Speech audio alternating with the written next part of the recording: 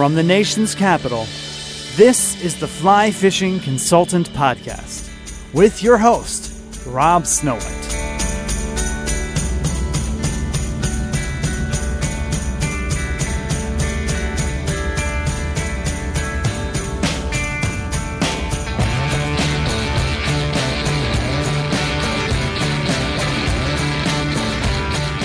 This is the 226th episode of the Fly Fishing Consultant Podcast. In this episode, we're joined by Joe Mahler.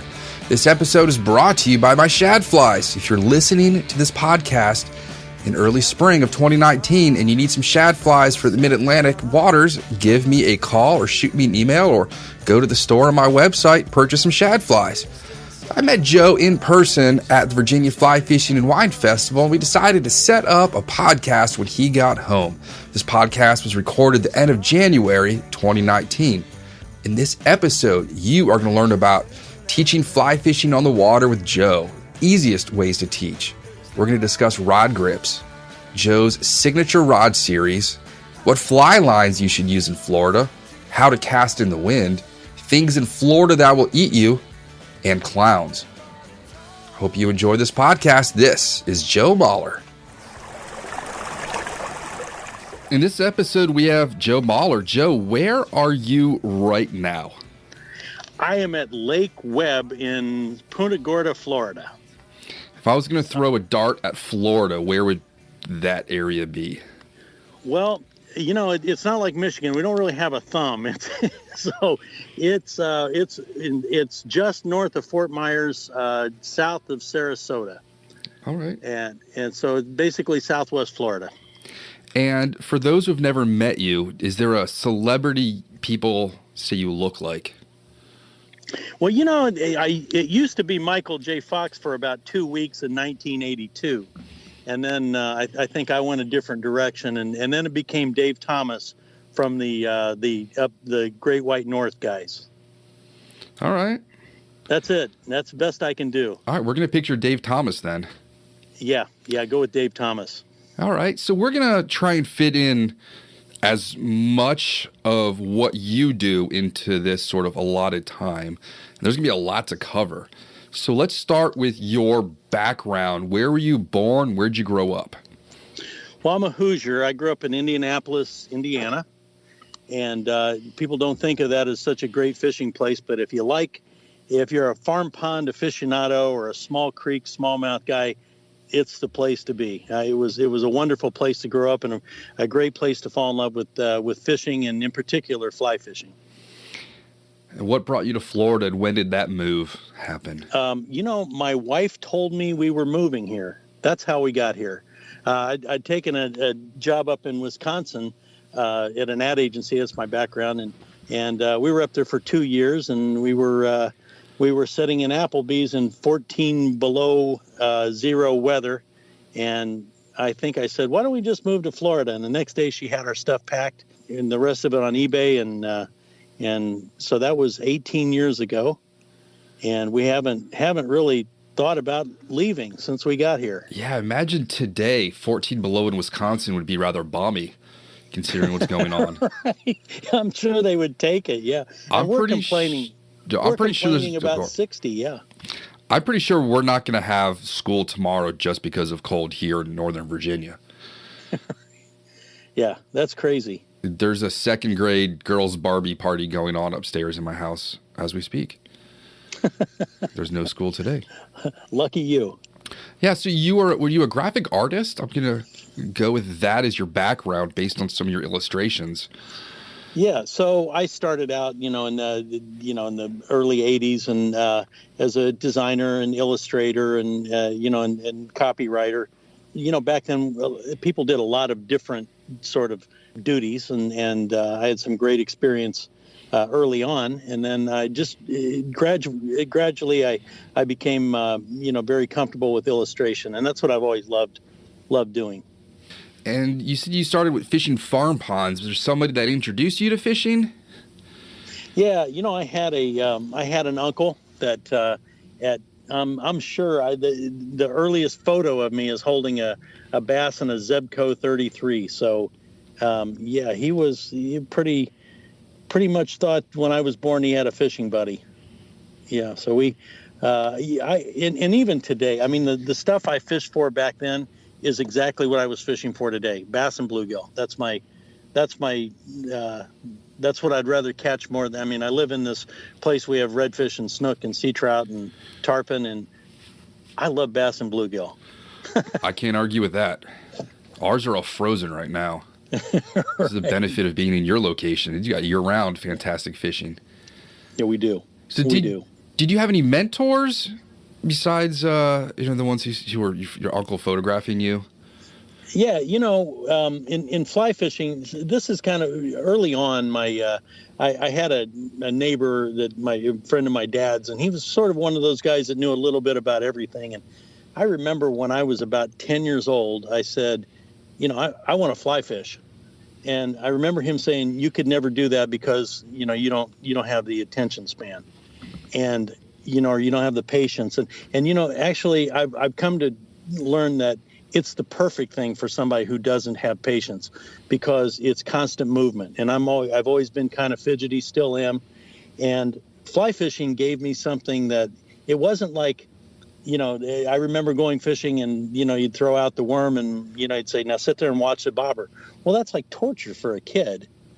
I wanted to move. All I wanted to do was throw it out and reel it back in. I didn't really care about catching anything. I just wanted to throw it out and reel it back in. And as it turns out, that's really what fly fishing is. It's constant, what's the term I want to find? Constant stimuli almost. Like there's always something going on. You can't just sit on your cooler like my father-in-law and just look at your shoes for an hour. Right. You're constantly, your eyes, your hands, your ears, everything is involved at once. Well, I've always thought it was like driving a stick shift. When you have an automatic car or transmission, you put it in gear and you drive. With an automatic or with a stick manual transmission, you're part of the car. You're part of every gear. You're part of every shift, and that's what fly fishing is. It's not. There's nothing automatic about it. It's constantly being part of that equipment. And how old were you when you sort of realized, maybe I'm actually pretty good at this. I've got this down fairly well. I had an advantage there because I didn't know anybody else that did it. So when my friends would try it, I was already better. And but I think maybe when I was 15 or 16, I kind of felt like I maybe had a knack for it. I certainly had. I mean, I pretty much abandoned all my other equipment at that point. So I got used to not catching anything, which is probably the best thing you can do if you want to be a good fly fisherman, is forget about catching anything and just enjoy the process of fly fishing. Was there a point when your art and fishing came together in your young age? Were you always doodling, drawing?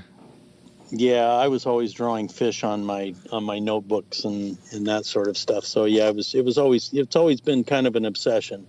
But after having a career in advertising, and it was sort of at the I'm 58 now, so it was sort of when I was 40 and kind of winding down on the hardcore advertising stuff. I still work in advertising as an illustrator and doing comp work, but as I was winding down, things got really slow. I was freelancing and so I was a little bit down. My wife said, okay, well, if you could do anything, what would it be? And I said, well, I'd illustrate fly fishing, and write about fly fishing. So why don't you do that? And that's really where that started.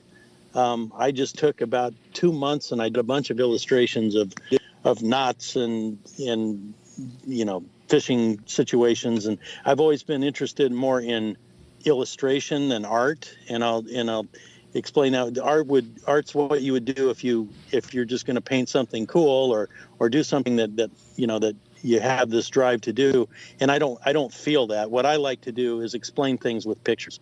So to me, art is a language. It's how I explain something to somebody. So I started. I put some samples out, and I sent them all to editors of different fly fishing magazines, and I got a few jobs. Got some from Saltwater Sportsman, and hooked up with Jay Nichols at Stackpole, and he said something. He called me and he goes, "Hey, I like these illustrations. Would you be interested in illustrating a knot book?" And I said, "Sure." And we talked a little bit, and so as we got into it, he goes, "Well, why don't you just write the book?" He said, "You seem to know this stuff." And I said, "Well, I'm not really a writer like that." And he goes, "You know what?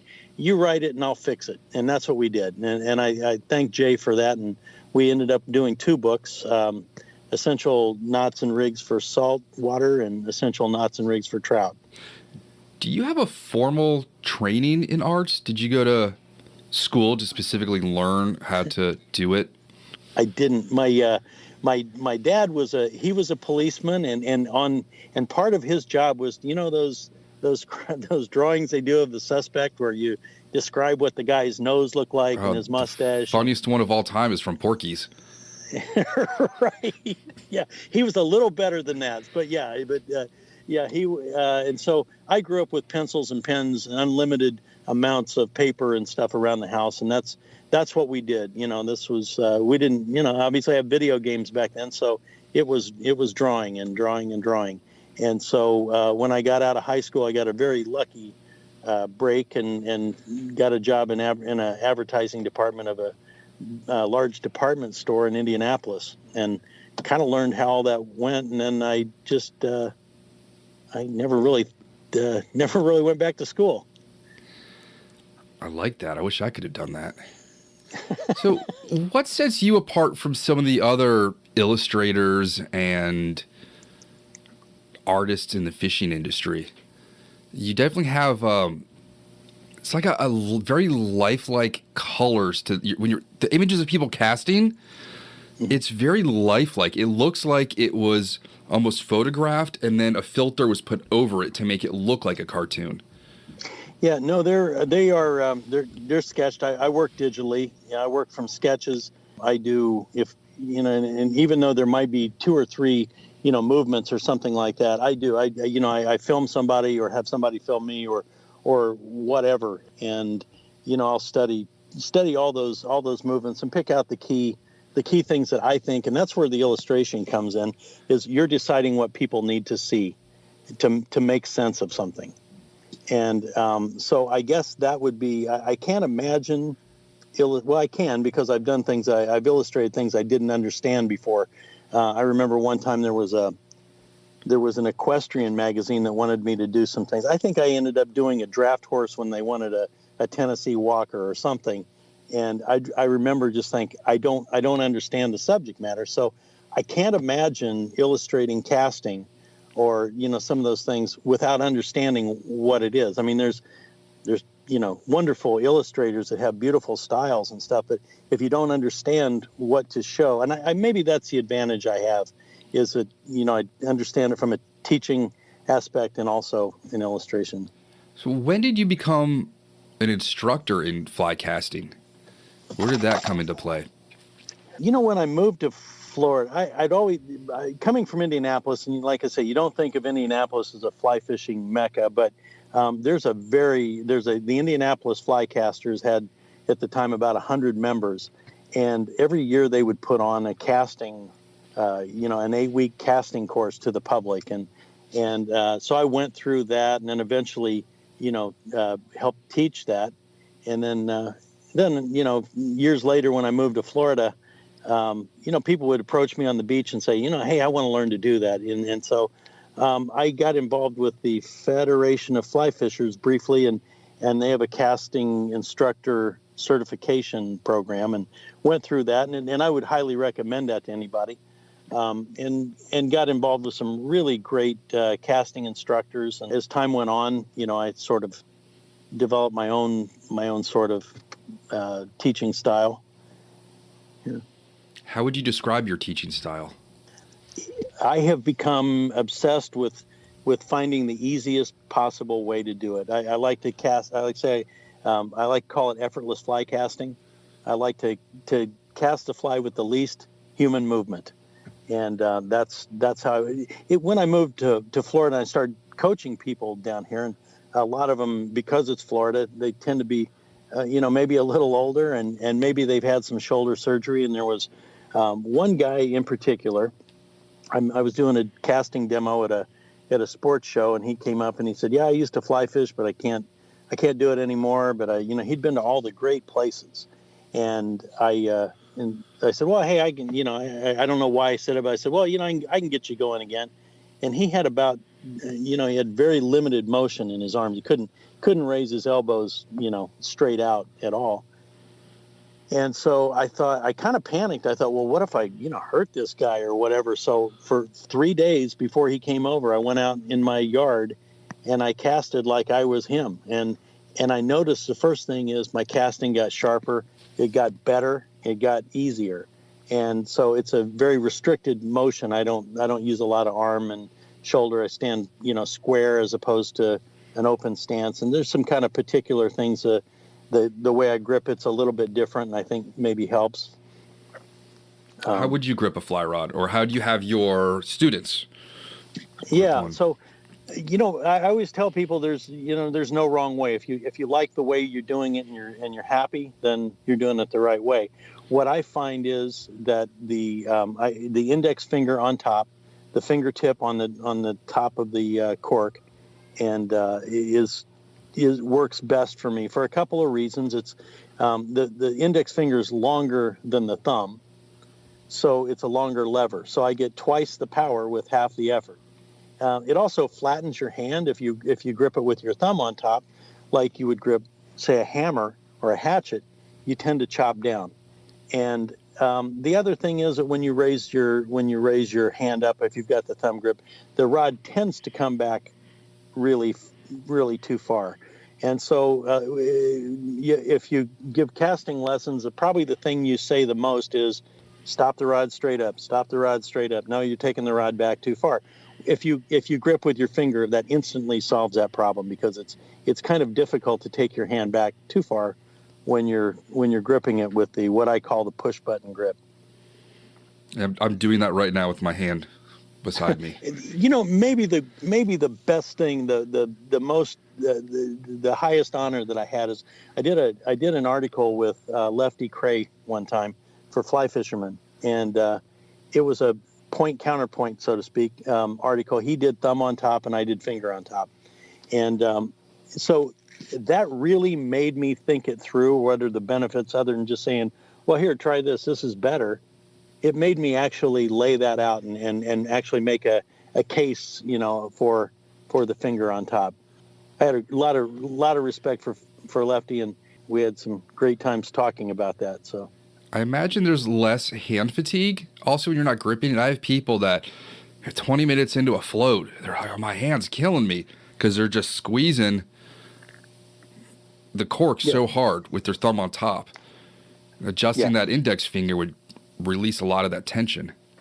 Yeah, when you make your back cast, you're actually applying power to your middle finger, and when you go forward, you're pushing with your fingertip, only your fingertip. Yeah, I get really good results. I won't say everybody I teach. I do about 200 private lessons a year, and I would say at least half of them end up switching. Are there other common mistakes that you correct with your clients? I would say, yeah, more often than other? And I had some folks who were new to fly fishing out on the water today, and I'm going to say that I probably said keep your rod tip in the water maybe 100 times. So that would be keeping your rod tip in the water or low is probably the number one thing. Is that when working the fly, or when laying down the line to cast? So I say that if you're not moving the rod to cast, the rod tip should be in the water. The exception that would be dry fly fishing, or you might end up fishing in weeds and holding it up high or something. But for the most part, if I'm fishing and I'm not casting, my rod tip's in the water. Okay. I notice a lot of times that the people that like me that talk with their hands, they gesture with and they're looking at me, and their rod tip is dancing around, making this really nice little pile of slack that they have to deal with. So that would be the number one thing, the number one tip that I would say. In addition to private lessons, you also work at Bass Pro Shops teaching classes?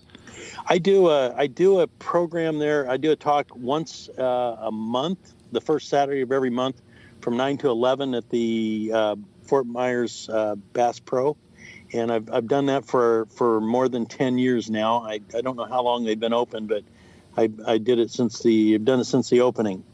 And do fly tying on Wednesday nights. It's a great company to be a part of. How many people usually attend? It could be as many as 20.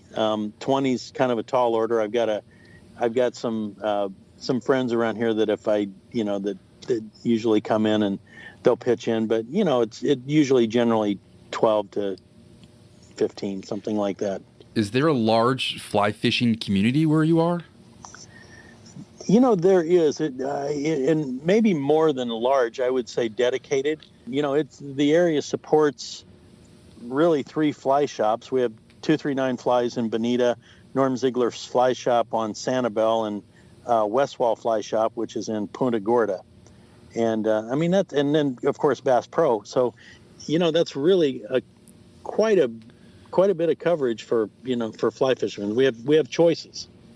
And then you also have people like Drew and Debbie who come out to the events as well. They sure do. That's got to help. Yeah, Drew does some tying events around, and that's always a big draw. And Debbie Hansen, she packs them in. She does so she does a lot of programs on exotics and on largemouth bass fishing. Just recently, she's been doing the George Poveromo saltwater series. And when you two were up here in Virginia, how was the snowstorm getting home? Well, it was okay. It was, our flights were on time and everything, but I think we counted 15 cars off the road in between the drive from Doswell to where our hotel was, which was not more than 20 minutes away. I saw a car that went down the embankment and then up a hill, and it was at a 45-degree angle. I guess the bike on the roof had fallen off, but there was still a surfboard. It was kind of weird seeing a surfboard on a roof in a snowstorm. That might have been a lot of fun to have a surfboard. It probably been more efficient than their driver. Might have been. If that's how they drive, I don't know how they surf. Yeah. It can be scary. Yeah. So I guess I want to talk some more about Florida. What makes fishing down there just so awesome? I've been wanting to go back to Florida just to fish since I was there last. And fishing isn't always great, but it's always good. We have our challenges down here. Last year we had some issues with the red tide and some of the flow coming from Okeechobee and I expect that that's going to be a problem for a long time. But through all that, there's always fishing. You can. For me in particular, freshwater fishing that had no effect at all. But we just have, we might lose a day or two to weather now and then, but for the most part, we can fish about any time we want. I guess maybe the real sort of magic part about Florida for me is that there's always a plan B, C, and D. If you're some places, that's like, oh well, the stream's blown out, I can't fish. Well, maybe we have red tide, but maybe we go back in the, we fish up in the creeks, or maybe we go someplace else, or maybe we go to the Everglades, or maybe we come here to Webb Lake, or we fish canals, which is just a whole other culture of canal fishermen down here. We have hundreds of miles of canals, and people will come down, they'll be driving around, they'll say, well, now is there fish here, is there fish in that? And the answer is always yes. There's fish everywhere. There's within a minute from my house there's a canal that has fish in it, and so you step out and you catch a few, or we fish the weirs a lot when the rain comes up, these little dams, and the water flows over and the fish just stack up in there. It could be anything from bluegills and bass to tarpon and snook. and it's pretty cool, pretty quirky fishing. It's not maybe what you would think of coming to Florida, but there's no end to it. I'm assuming just like an 6 or 8 weight kind of covers everything. If you're going from A, B to C, these all seem like you don't really have to change your gear too much to be able to access multiple species in a variety of bodies of water. You don't, and a 6, if you have a 6 and an 8, that will cover just about everything. Typically, people, when they come to Florida, they'll bring a 9 or a 10, and the fly shops love that because they end up leaving with an 8. Because a 9 is, a lot of what we do down here is blind casting, and a 9 tends to be a little heavier. And maybe the biggest misconception is the size of the flies that we typically use down here. People will show up and they'll have these flies that are 8 inches long and 2-aught hooks or something, and for the most part we'll use a size 2 or 4 hook. Maybe the flies are 3 inches long, so that would probably be the biggest thing. Certainly you could land a 50-pound tarpon on a 6 weight, but you'd have a hard time throwing that big tarpon fly. So maybe if you're going to tarpon fish, that would probably be the exception. Bring something bigger, but for the most part, bring a 6 for freshwater and an 8 for the salt. So let's say someone doesn't have one of those rods and they want to pick up a rod that was designed to fish down there. Where would they go?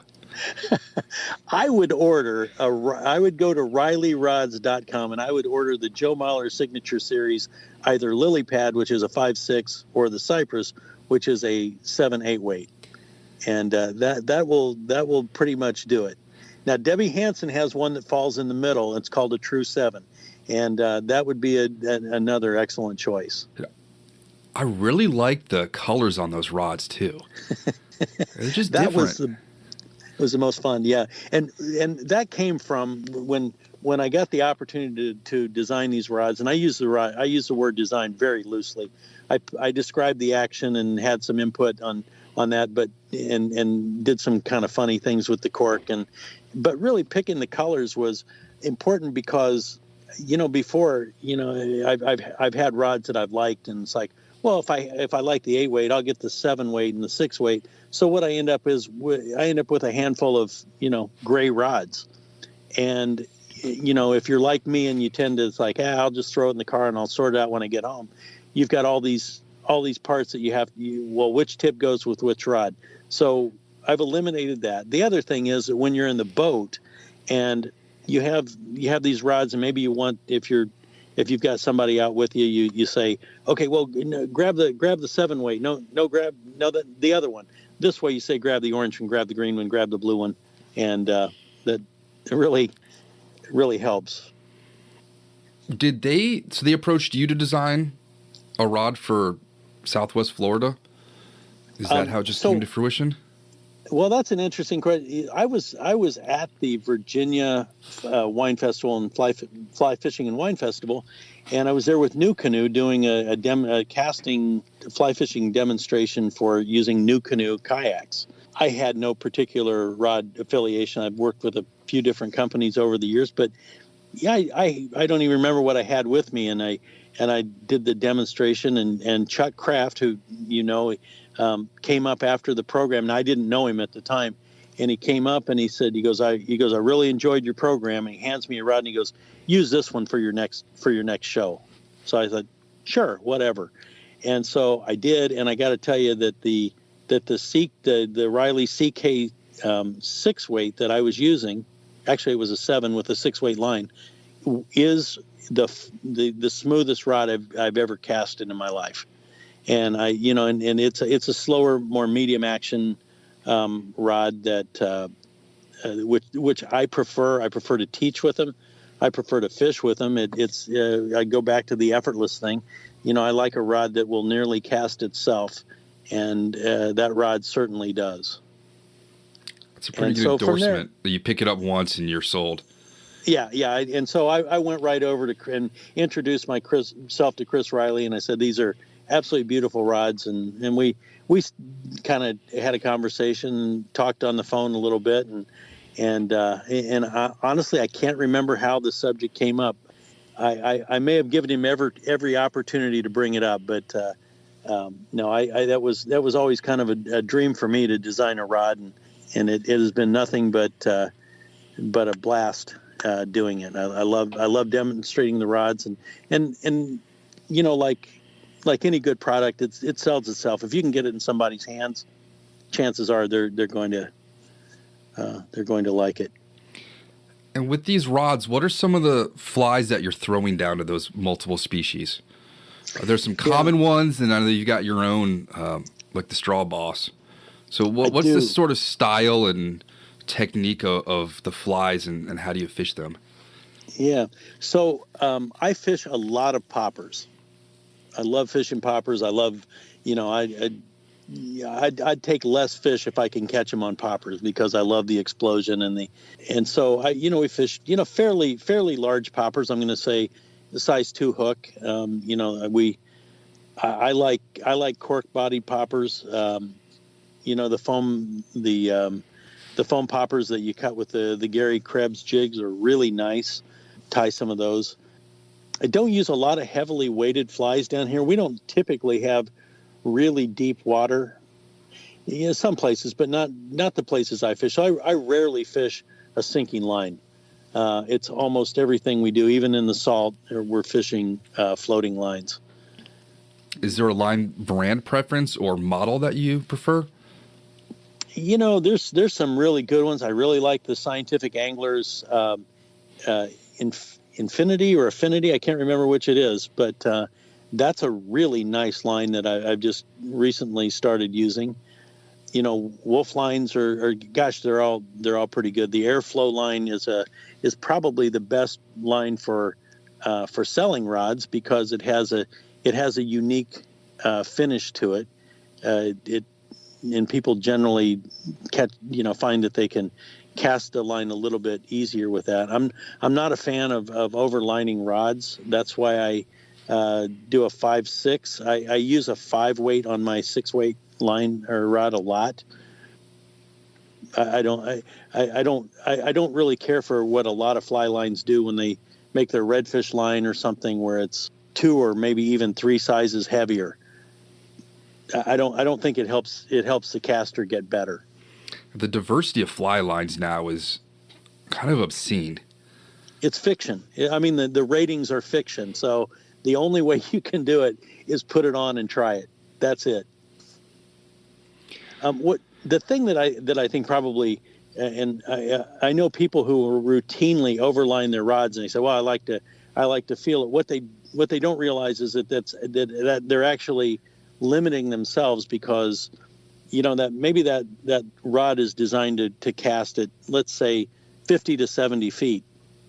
Well, if you overline it and then you go to cast at 70 feet, it's too much line for the rod. So you're actually, the case can be made that if you want to cast farther, put a lighter line on, because it'll maintain the integrity of the rod better. I don't know if that makes sense. Yeah, and being so close to the ocean, do you have a lot of wind issues? We always have wind issues. Yes. I tell people it's really like being a sailor. I'm not a sailor, but I've always admired how people that sail understand how to use the wind to their advantage. And that's what you do in fly casting. I would always prefer to fish with the wind in my face rather than my back, which I agree. I see people all the time. They'll say, "Well, I want the wind at my back." If I'm going to hook myself, it's going to be because I've got the wind at my back. Yep. And I did that the first time I really went saltwater fishing in college, and I was casting with the wind, and I got a clouser lead eye the square of my back. And that hurt. I know the feeling. Yeah. Yeah, we get a lot of wind out here. I would say it's become more windy the last couple of years. Is that right? We had a storm last year, bluebird skies, but 60-mile-an-hour wind for about 2 days straight. I'd never seen anything like it before. Absolutely beautiful blue skies, but just a howling wind for 2 days. We're going to have some pretty bad wind tonight. We're supposed to lose power. Well, now, so are you on the river with that kind of wind? Does that Yes. really affect the fishing? Or? I despise being in the drift boat if there's any kind of wind, because my clients will hook a tree and I go to try and get it out, and the wind I can't stay in place even if I try to drop the anchor. It just blows us all over the place, or blows us into other people's boats, and then you get angry people coming out. It blows us into docks.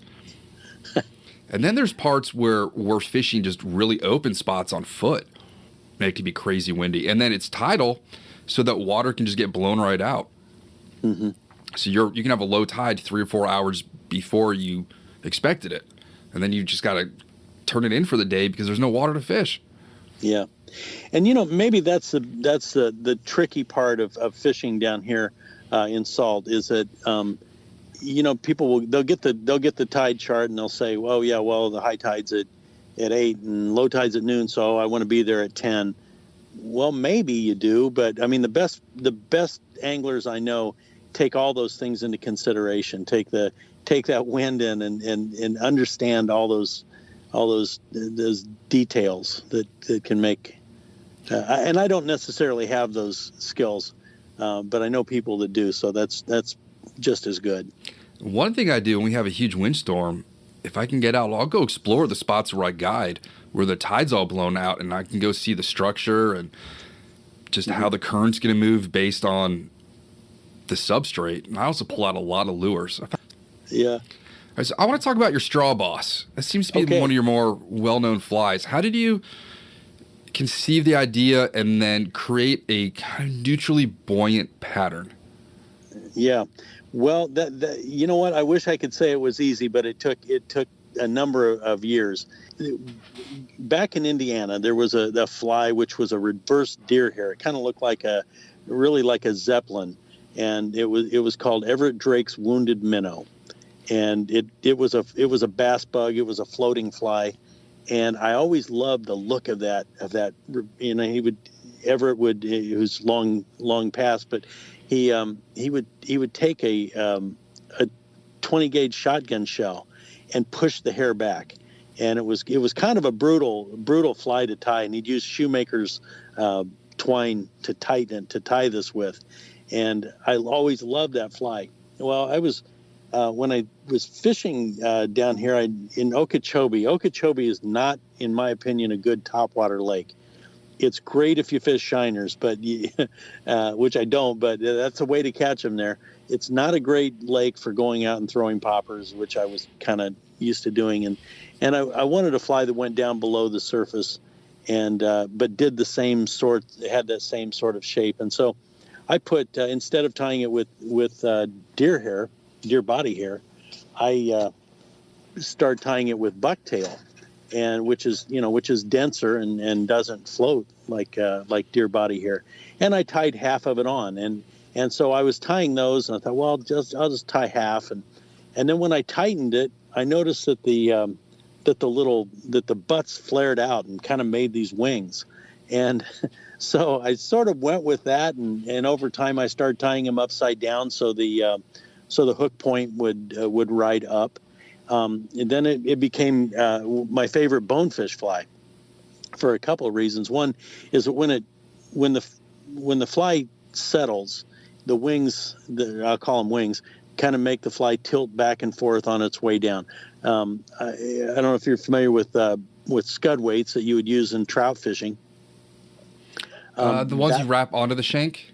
Yeah. Yep. It looks like a crescent roll. It looks like a lead crescent roll.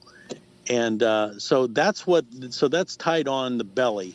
I used to use lead wire, but it would build the fly up widthwise as well as height-wise. And I really only wanted that belly on the bottom. I wanted to control how the weight was distributed and how, it had a lot to do with how the fly sinks. And then on the top, it has kind of an odd fly tying ingredient, but I use foam finger tape, Nextcare foam finger tape, and I put 9 folds back and forth. So it's actually you remember the McDLT that McDonald's had? Oh yeah, the two separate sides. Cool side, cool. That's what I've got going here. I've got the lead on the bottom and I've got the foam on the top, and that's how I control the sink. The other thing that actually that I don't think fly tyers consider a lot is the hook that they use and how that affects the sink. So I would vary the hook depending on what I'm going to be doing. But the wings. So what happened? What I noticed was in bone fishing is that when the fly is on the bottom, I've made the fly so I think it takes up the biggest footprint a fly of its size can. It has greater width than most, and so when the fly sits on the bottom and it's stripped, it makes a big cloud as opposed to, say, if we have a Clouser minnow, it's going to make a little puff. Mm-hmm. And the one I've got is going to make like 3 times that cloud. Look a little more alive to them. Yeah. I mean, and I've had good luck with it for that. I use it for redfish down here fishing, mud and sand. Do you have a color preference for different species you're targeting? Yeah, I almost always start my day off with white. If they're hitting white, and the reason that is because I can see the fly. If I can see the fly, I'm gonna get twice the hookups because I'm just gonna see the fly disappear. A lot of times you won't feel the strike. A lot of times they're hitting the fly as it's on the fall, so you're not necessarily gonna see anything other than the fly disappear. I like white. I like I've got some crawfish patterns, red and white. I'm kind of old school snook.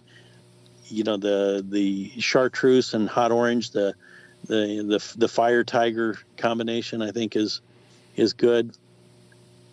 But it's my go-to fly. So, and I don't want to be one of those guys that says, oh, my fly is the best and it'll catch everything, but it's the one I have the confidence in. That's the one that works, the one you believe in. That's it. Yeah. And I think you could probably do that with a lot of different flies and go with the one that works. And sometimes I'm surprised at different color combinations. We have, I catch a lot of pompano on orange and yellow. And so I started using that in freshwater and it works pretty well. So it's the diversity of fish you get to fish for. Pompano, you're talking about fishing them for bonefish, bass. That's just criminal. There's always something biting. That's it. Yeah. Do you have to worry about gators and poisonous snakes? And I know there's huge orb spiders down there. What do you encounter in that tropical climate that might skeeve some people out and make you worried? Well, I spend a lot of time in the Everglades, and like a lot of people, the best thing that I think that you could do if you visit Florida is take a swamp walk. Go down the Everglades and go to the park and go on a swamp walk with a tour. It'll change the way that you think about this. Once you're walking through waist deep water and you're walking between cypress trees, and it's you'll never view it the same way again. And I won't say I'm not concerned about those things because the animals can be unpredictable, but I've never had an issue. And the only really time I ever have had an issue was completely my fault. I was fishing on a canal down along Alligator Alley, or actually along 41, and my friend hooked a tarpon, and it was a small one, but he'd never caught one before. He wanted a picture of it, so it's like, okay, we'll land this one. And as we pulled it up, the gator came sliding up, to get it. And it came up to 9 feet away. And I know that because I took my rod and I tapped him on the nose. and when I did that, he came up the bank at like this ferocious speed. I jumped over the guardrail and ran down US 41 for about a quarter of a mile. And but again, if totally my fault. I've never had an issue. I mean, I've had some that get nosy, and you have to be careful at certain times of the year. And in the spring when they're mating, they get a little bit aggressive. Do you make your clients walk first to go through the spider webs? No, No, so paddling through the mangrove tunnels, we have these silver mangrove spiders, and they're you will go through, and there will be seriously not hundreds but thousands of them, and you can look up, and there'll just be a canopy of spiders and spider webs above you, but they're completely harmless. You'll get them in your boat. You'll get and once you get used to that, and the good thing is that that'll keep 90% of the people out of your out of those places. So Yeah, put up a sign that just says danger spiders, and no one's going to go in there. Yeah. As far as, I've seen in my 18 years down here, I've seen 3 cottonmouths in the wild. I've seen 2 rattlesnakes, and none of them were, it was, I have snake boots that I wear sometimes, but I can't say that I've ever needed them. So all those things are they're pretty smart, and they're pretty determined not to interact with you. How do you protect yourself and your clients from the sun? Yeah, I have a big wide brimmed hat that I got from the San Francisco Hat Company. That's it floats, and it's UV whatever. So I wear it a lot. I don't know that I'm the best at putting on sunscreen. When I do, I use the clear what do they call it? What's the white? The clear zinc. Mm-hmm. I use clear zinc, and because I'm not comfortable with all the maybe chemicals that are in some of them. Maybe you're better off taking the sun. And it's just not good for the water. I know in Hawaii they're trying to ban sunscreens. That are poisoning the coral reefs. Yeah. So like I said, I wear long sleeves. I wear a big hat. I don't know. And you probably get pretty thirsty down there. Yeah. I mean, we always take lots of water. You don't want to be caught without water. I tend to drink a lot the night before in the morning, and don't really think about it too much during the day. I'm always embarrassed if I run out of water and have to ask my clients for some. To me, that's just like a complete guide fail. Well, that kind of is. Yeah. What are some other really interesting things about fishing in Florida that somebody who's never been there just wouldn't think to think about? What's really amazing to me is the range of really bizarre things that you can catch. I mean, after you've caught a number of snook and a number of redfish or whatever, and it's like, well, what's really quirky that I can catch, and that's what I love about going down to the Everglades. Fishing. There's some great fishing that you can do if you have a canoe or a kayak. You can go off of Alligator Alley, which is 75. There's some great launches there. You can catch peacock bass and Oscars and cichlids and gar and chain pickerel. You catch bowfin, which is maybe my favorite fish. Tell me about fishing for those. That's again, I've never encountered one that's not been pickled in a laboratory. And I know they're just super aggressive, and they'll flare their gills, and they've got a very bony underjaw, the gular plate. That's all I remember. They do, yeah. It's the and they are just absolutely ferocious and fearless, and you'll see them. We'll see them, 4 feet away from the boat, and you can some they're pretty smart. I mean, they don't always take a fly or something, but you can. But sometimes they'll just hit it out of anger. I love their eyes. They have a cat's eye. It's not round. It's kind of pointed and like a cat.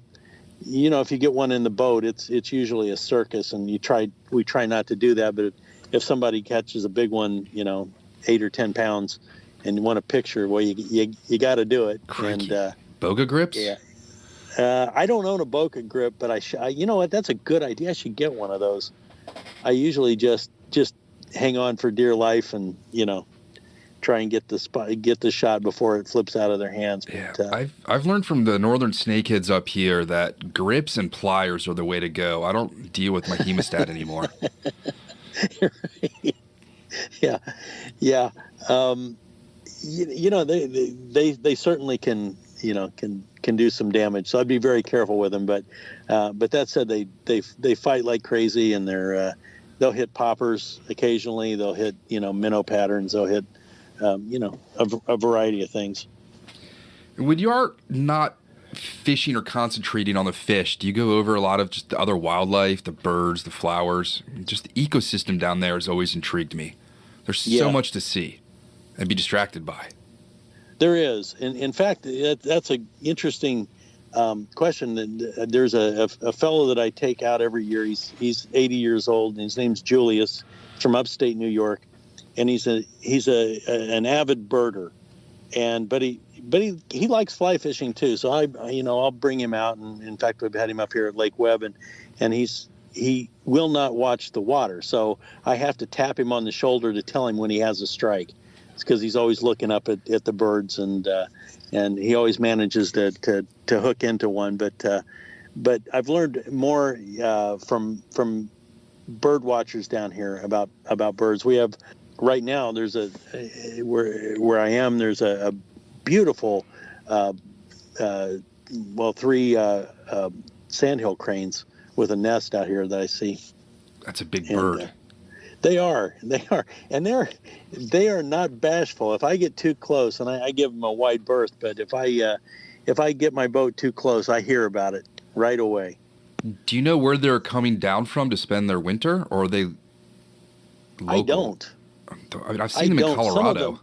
Some of them are residents. I've seen them down here all year, but the ones that I'm seeing now they're bigger than the ones that have been here year round.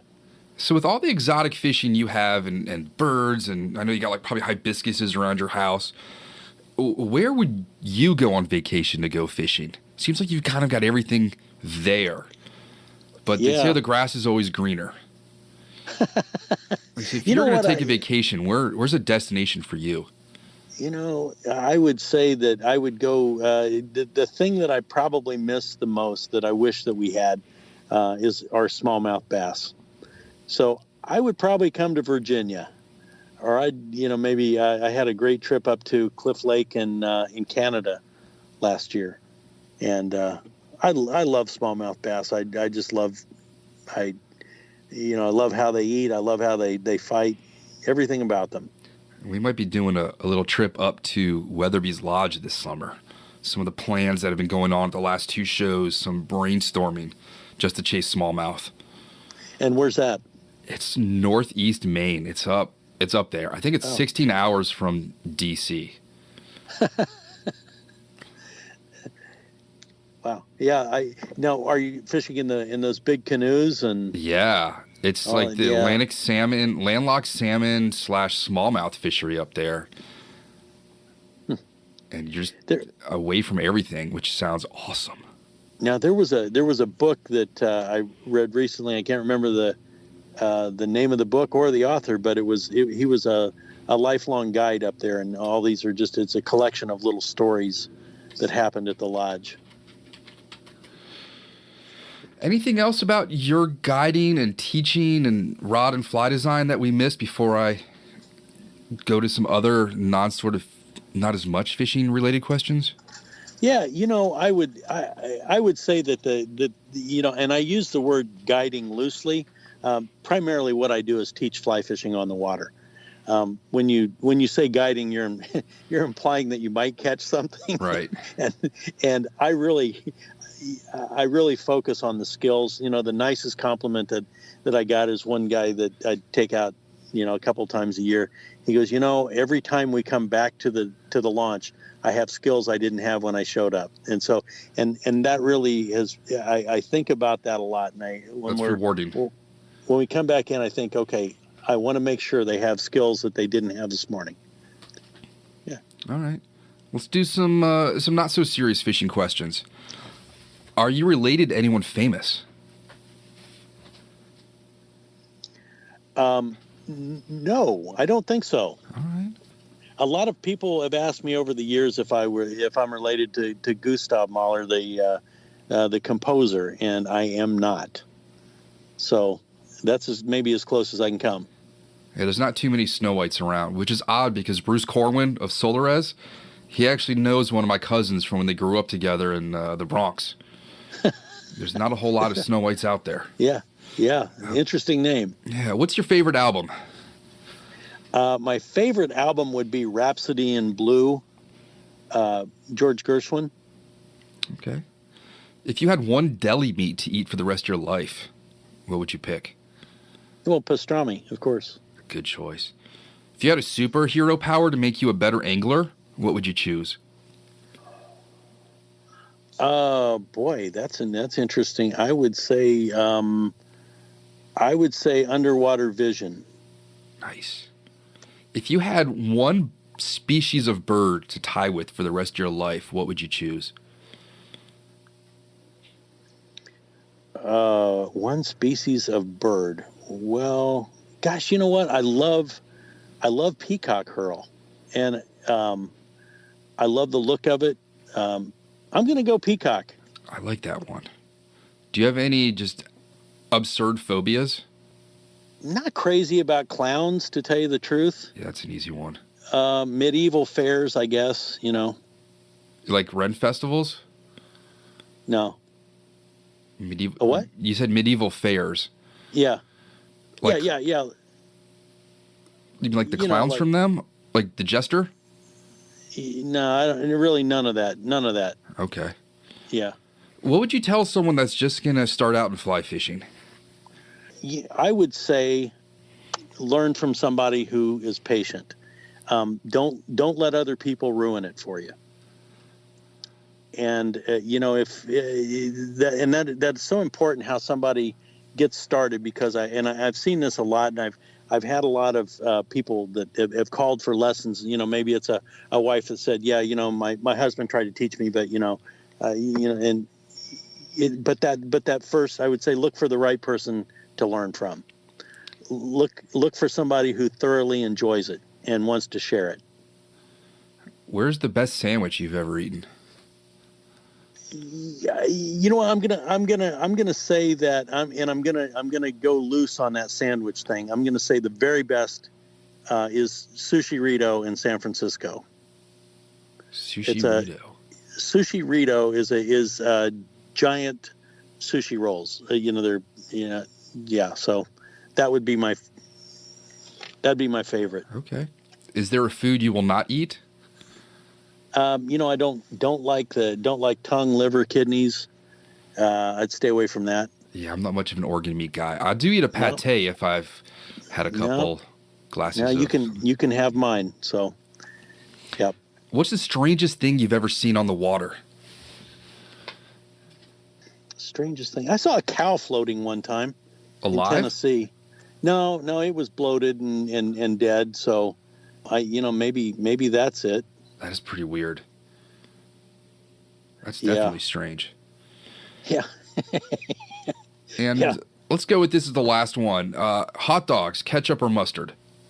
Oh, mustard. Nice.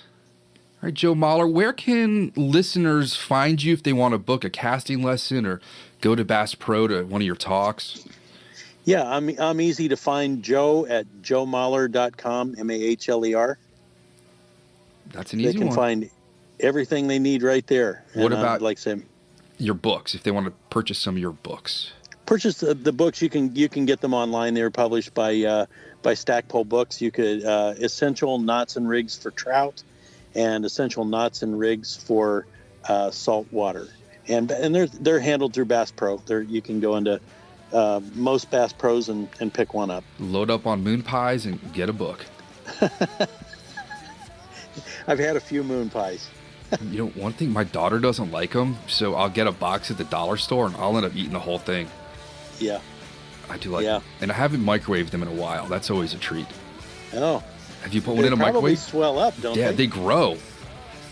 It's like science fiction. They'll get 10 inches tall. They look like a sandwich from Katz's Deli. All right, Joe, well, I appreciate the time, and thanks for hanging out and answering some questions and just letting us all get to know you better. Well, thanks so much for having me. I thoroughly enjoyed that, and I really enjoy your podcast. Thank you. All right, Joe, well, have a great afternoon and enjoy the warm weather down there. Okay. Thanks a bunch. Cheers. Bye-bye. Okay. Thank you for joining us for the Fly Fishing Consultant Podcast. For more information or to contact Rob, please go to www.robsnowhite.com.